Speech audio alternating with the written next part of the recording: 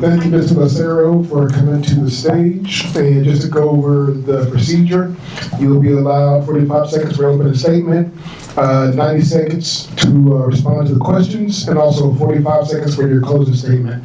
So we have Mr. Caleb Idley, who's going to be holding the time, and he's going to give you a 15-second heads up, and then he's going to give you a stop when those 15 seconds are up. So with that being said, you have 45 seconds to give us your opening statement. Well, my name is Jason Lucero. Most of you know me in the room. I am running at large, so I do not have a primary. I have a daughter that is in the school district, and we generally use choice school to get her to a better rated school for obvious reasons, and that's part of my reason for running. I'll take a few seconds to also talk about, since I don't have a primary with anyone in the room, Republicans do not show up to vote without a president on the ballot. Let's change that this year. Make sure that you bring as many friends as you can that are registered to go vote. Make sure they show up and that we represent our party well and put the right people in the place they need to be, okay? Thank you very much, sir. And also, just to help out with the microphone issue, the controls are on the front side of it. They're kind of high up, so if you could just watch how you hold the microphone. If you kind of find a way to go around that, that should prevent any problems going forward. Okay, now question one. What do you believe is the top priority facing the Winston-Salem Forsyth County School Board right now? And what do you believe the top priority would be for the school board after the general election? Steve, if you could hold that sign up for me, I need some ideas. No, seriously. Obviously, everyone already knows. The number one thing is we've got to hire a CFO. I know the board is in the process of doing that. I'm sure we will have one before November. So that's obviously priority number one. After that, it really depends on what we end up with. If we end up with a Democratic-controlled board again, it's going to be a very different landscape for what we do as the Republican part of the board. If we do get the majority, then there's a lot of things that we can get to work on really fast. I think a lot of the people that are current board members and are running for board have the same idea. Our code of conduct needs to have a complete rewrite. We've got to have some accountability built into it and really slim it down to make sense. It's so overcomplicated now. I've spent a day and a half just going through and drawing all through it. It was a mess. Looking at the bus and transportation side, there's just no accountability for these students. And so we've got to make some changes there. And of course, the fiscal responsibility is the two top priorities for what I believe we need to focus on. All right, thank you very much, sir. If elected, do you agree your responsibility as a school board member includes monitoring the school system's finances each month and taking corrective action if needed? The short answer to that is yes. In my entire career, I work with P&Ls, forecast, budgets, and all of that. We generally sit down together with all of our department heads every single month and go through the financial and go line by line to figure out where we're doing good. We're looking at trends, whether it's a rolling 6 or rolling 12 or whatever the case is. So a couple things that I think could have been different. I've talked to other board members, current board members, past board members. We were voting on a lot of stuff without a current financial in front of us. I think we need to put a stop on that and not vote on any business without a current financial in front of us. Because we really don't know where we're at. We don't know what the situation is.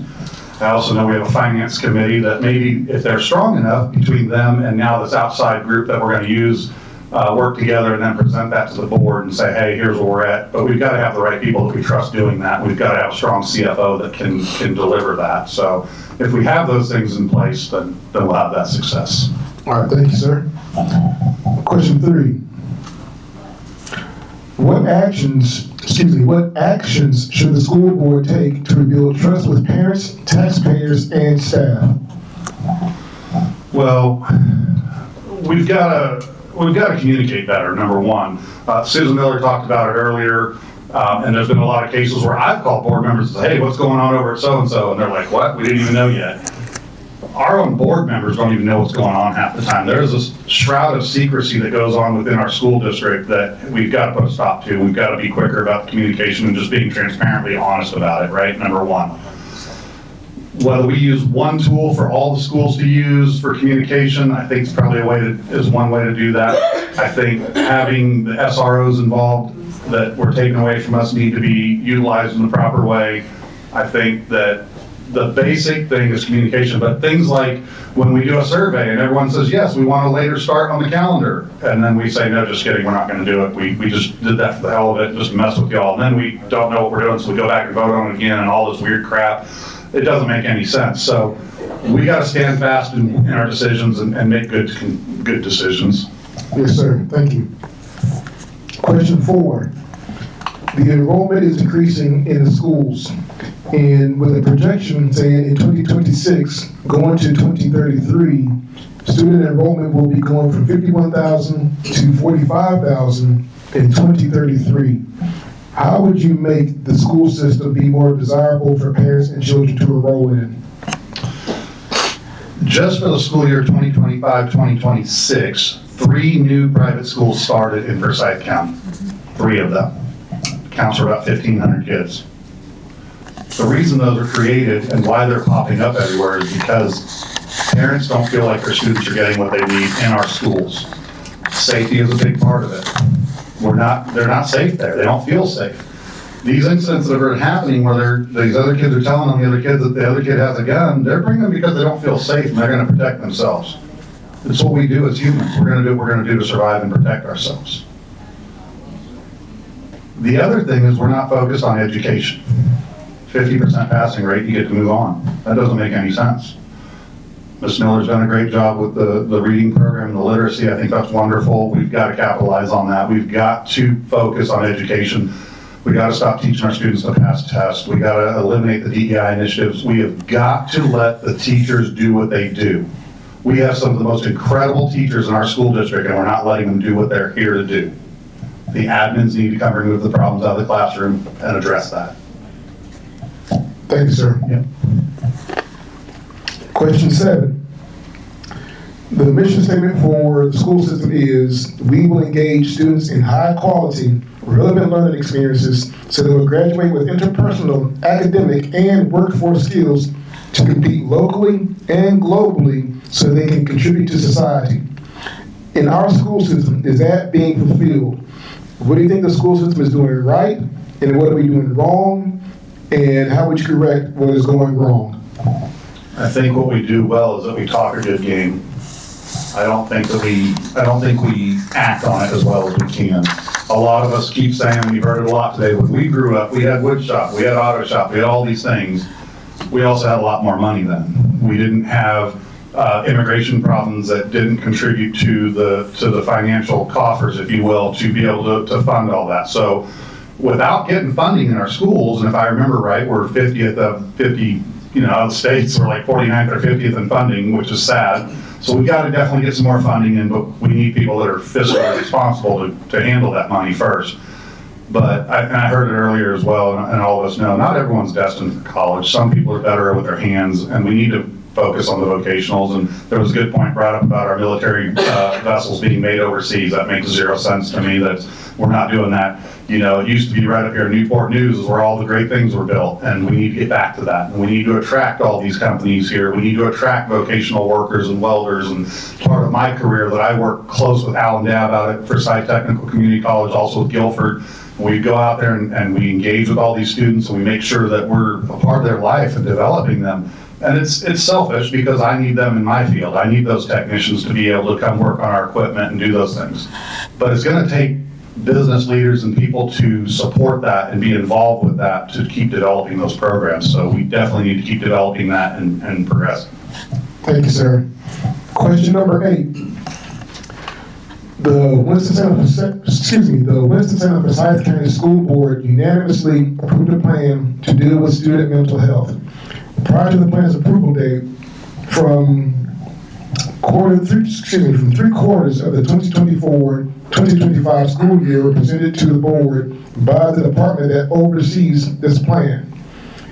The plan showed that the suicide safety assessments and behavior threat assessments for 2024 and 2025 were trending higher than previous school years. In our current school year, a student was shot and killed, they were killed by another student at North Forsyth High School. A loaded gun was found on the campus of West Forsyth High School. given the safety, security, and mental health failures that was just listed, if elected, what proposals will you make to address these issues? Well, number one, we've got to use the safety tools we have in place. All of our middle schools and high schools have metal detectors that have not been being used. The principals were not using them. That child would be alive today, in theory, outside of school, if we used the metal detectors that day. Our Sheriff, Bobby Kimbrough, clearly said that machine picked up that knife when tested. That child would be alive. We can't stop everything, but if we're not using the tools we have, it's insane for us to go asking for more money to buy more tools if we're not using what we have, okay? I would love to have the open gate system, but until you can prove to me that you're gonna use what we have, then why am I gonna ask you for more tax money? Let Bobby Kimbrough and his team, or Leveda if he makes it, okay? That team of SROs, let them be involved with the schools. It's important. We had DARE, I'm from the West Coast, I won't say where because you guys might get offended, but we had the DARE program. It was a Reagan initiative, and I'm a big Reagan person. But anyway, they engaged us. They had a good time. I remember a quick story I got, that's this kid that I knew everything, and they said, oh yeah, when Officer so-and-so gets here, he's gonna know you. He already knows you. And I said, no, he doesn't know me. And I was, I knew everything, and he showed up, and he goes, oh yeah, I know you. I said, no, you don't know me. You see, I got your picture right here. And I said, yeah, whatever. Pulled out, turned it around, and it was a mirror. I've never forgot that since 5th grade. We need that kind of engagement in our schools. Amen. Thank you, sir. Well, that does it for the questioning. So now you have 45 seconds to give us your closing statement. Folks, for me, the most important thing is we've got to get back on track fiscally. We're in the process of getting a good CFO. We need to make sure we do that. We need to make sure that we put in clear expectations for predictable results to measure our superintendent. We need to make sure that the superintendent is responding to us as a board and working for us as a board, and we're reviewing with him regularly, quarterly minimum to count for him. And we really got to get rid of this code of conduct and make it simple and make it effective by having accountability. I promise you, when parents start missing work, they're going to start fixing their kids. We can't let one disrupt 30. I appreciate everyone's time for coming out today. I know it's been a long day, so thank you all. Thank you, Mr. Sarah. Let's thank Mr. Sarah for coming to the stage. Thank you, sir.